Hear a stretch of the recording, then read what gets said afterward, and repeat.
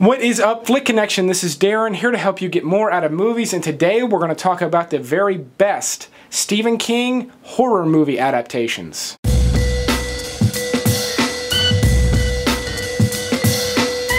I want to thank Shudder for sponsoring another video. They've been very supportive of the channel. I think they're a good fit for the channel. A lot of you really love horror movies, and you know, Shudder is a great way to just consume that content.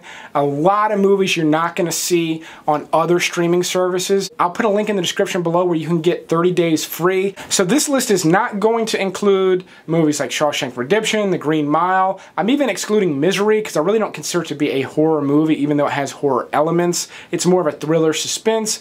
Those are not included, even though those are fantastic movies. We're really going to talk about horror. And at number 10, I want to go with, really, at number 10 is one of my personal favorites. It just happens to not be one of the best, and that's Maximum Overdrive. Now, the reason this isn't one of the best is because it's Stephen King's one and only time directing a movie, so it's got a lot of flaws in it, but this movie is just so much fun. That's why I really like it. It's just like an old grindhouse movie. If you haven't seen it, basically, everything comes to life. Electric knives come to life, vending machines come to life, everything starts killing people. All electronics, including these massive semi-trucks that essentially get a bunch of people trapped inside a gas station.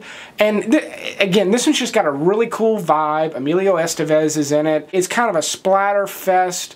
It almost seems like something Quentin Tarantino would have done in like the mid-2000s. You know, it's that type of a thing. So it's a blast. It's probably the most fun movie on the list, which again, that's why it's my personal favorite. I really love fun horror movies. At number 9, I've got Salem's Lot, which is just a cool vampire movie, and it is currently available on Shudder, as a handful of these movies are. I'll be sure to tell you when they are, but it's a cool vampire movie with a really scary vampire that really resembles the Nosferatu, with just a crazy face and the sharp teeth. The reason I like this movie is because it's got one of the best reveals. It's got this sudden reveal of the vampire, which I think is just the best way to reveal that creature. Not to have him kind of coming out of the dark and all that. There's just this like spotlight put on it. It's a really cool way to go. It's burned into my brain, which is why it made the list. On a similar note, Pet Sematary. This is probably the one that most of you saw, and not only most of you saw, but it's probably the one that's most of your first horror movie. I just remember when I was a kid, this is the one everybody was talking about. They saw this as their first horror flick before they saw anything else, and it makes sense. Like, it's accessible for kids, but it's still really dark. It's got some funny elements, especially that scene where the guy, I don't know if you know, where the guy falls off the bed and bangs his head on the nightstand. That was a blooper, and they just left it in, and it's how I crack up every time I see it.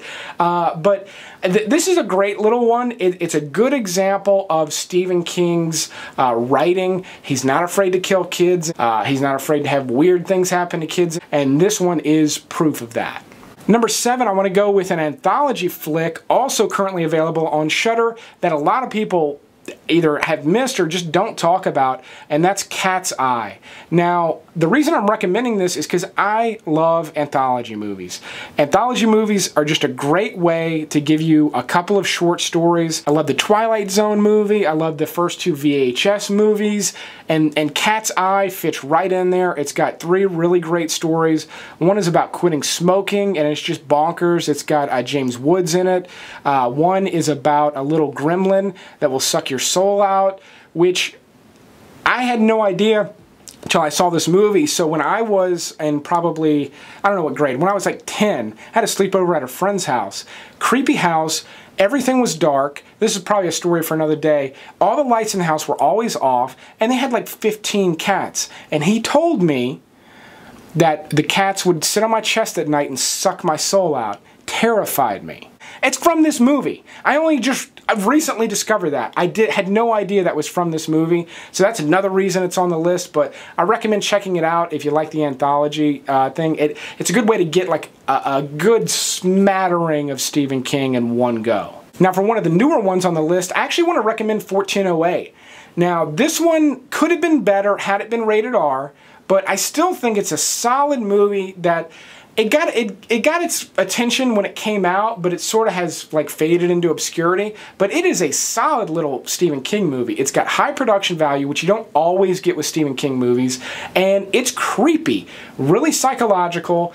It's really well executed. I remember not being scared by it, because a lot of these movies aren't particularly scary, but I remember having fun with it and really just kind of being like on the edge of my seat throughout this one. So I highly recommend revisiting that one if you get the chance. And number 5, I'm going with another anthology. You can also get this one on Shudder. I'm telling you, check it out, do the free trial. It's worth the free trial at least, just to see what you'll have access to. But CREEPSHOW's great. Really creepy stories, really sort of different stories, and my favorite one is the one at the end. You may have seen it at some point, but this is the movie that has the guy that lives in like the hermetically sealed environment. He doesn't want any germs, everything's white, and then suddenly he finds a roach, and then another one, and then it just begins to get worse and worse. I don't want to ruin it, but that one just like stuck with me. Like, I don't really have like a problem with roaches more than an average person, but for some reason those roaches on that in that white room, ooh, it just like visually, it just like burned into my brain. Now, some of you might be shocked by this, but I'm actually putting The Shining at number 4. Now, I actually think The Shining is the best movie on the list, but it's not the best. It's not the best Stephen King adaptation, and one of the reasons is Stephen King is kind of, I don't want to say denounced it, but he doesn't like this movie. He doesn't think it's a good representation of his work, and if you've seen some other iterations of it or read the book, it's really not. Stanley Kubrick did his own thing with it. What he did is horrifying. I probably need to do a video on this movie as well, but because it's not a true adaptation, I gotta knock it down to number 4, but I think that's fair placement when I make my case there. If somehow you've never seen The Shining, it's definitely time to watch it. Trust me when I say there's a solid chance you may not particularly like it the first time you watch it. It does take multiple viewings to really sort of see and understand some of the subliminal stuff that Kubrick is doing. At that point, the movie becomes a puzzle, and it's much more interesting. Number 3, one of the better adaptations for sure, is The Dead Zone. And not only is it a great adaptation, but Christopher Walken's great in it. He's one of, I'm saving one for last, but he's one of the best characters or actors to sort of portray a character in a Stephen King movie. He does a great job of just kind of losing his mind and doing the sort of manic thing. Really fantastic stuff. And this Dead Zone is not only really well put together and well adapted to Stephen King's work, but it's just a good movie. Like, if you didn't know it was Stephen King, it's interesting from beginning to end. The first time I saw it was a Halloween.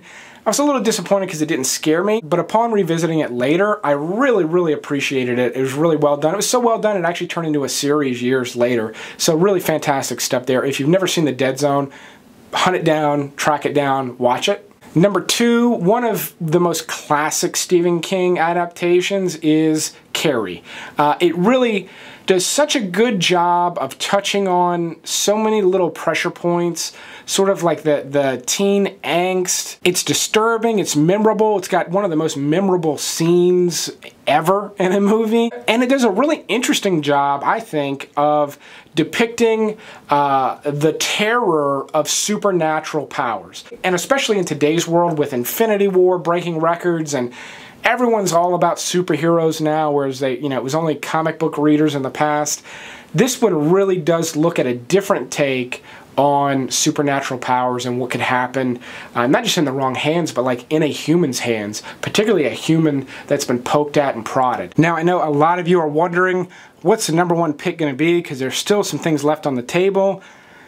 Don't judge me. I'm actually going to just compare both It movies, and I'm calling, even though the original was a mini-series, I'm calling them both movies. Now, the original It is currently available on Shudder.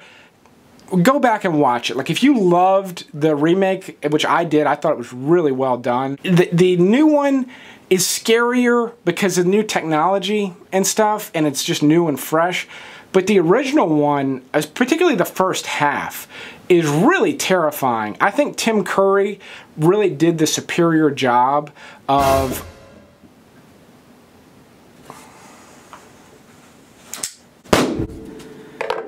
think Tim Curry really did the superior job of depicting Pennywise. I think that was just terrifying. The new one was a little bit too heavy on special effects, although I think Skarsgård did a good job. I was happy with that. But I think the two of these play really nicely together for one major reason. Because the story jumps ahead in time 30 years. These movies jump ahead in time 30 years. So I think it's cool to watch one filmed today and the one that, you know, the original, and because they span that time, I think that's a really cool way to view this movie. You can check it out on Shudder. Highly recommend it. Don't forget that link in the description. Also, you got to use the code in order to get that 30 days free, but it'll be worth it. Trust me, if you're a horror fan, you need to at least check it out. But I will keep making these videos as long as you keep watching them. But thanks for watching this one, and you will see me next time.